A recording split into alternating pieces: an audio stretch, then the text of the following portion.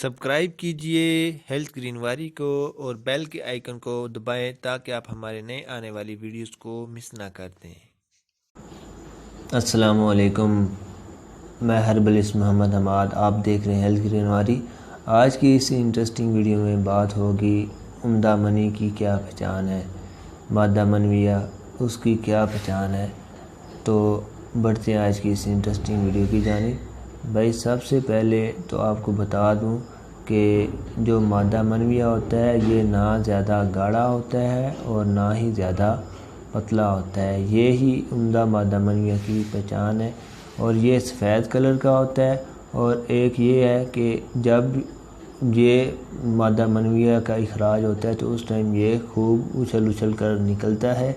उसके बाद आहिस्ता आहिस्ता ये पतला होता जाता है। पहले ये गाढ़ा होता है, उसके बाद ये पतला होता जाता है। ये उम्दा मनी की पहचान है। मैंने आपको ये उम्दा मनी की पहचान बता दी है।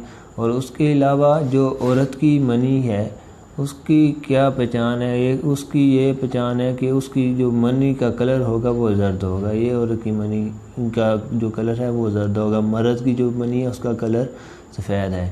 तो मनी को ख़राब करने वाले जो चीज़ें हैं मैं आपको वो बता दूं। एक तो जलक का लगाना यानी कि मुश्तनी बहुत ज़्यादा करना। उसके अलावा कसरत जमा और अगलामबाजी, ये बुनियादी 3 चीज़ें हैं।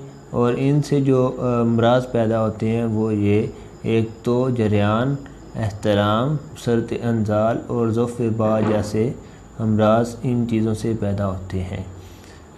तो आप इन चीज़ों से परहेज़ करें और 95% लोग इस चीज़ में मुलव्वस हो चुके हैं। तो बराए मेहरबानी आप इन चीज़ों से परहेज़ करें। और अक्सर औक़ात ये भी चीज़ें आई हैं कि मनी के ख़राब होने की वजह से कुछ लोगों के यहाँ औलाद नहीं होती।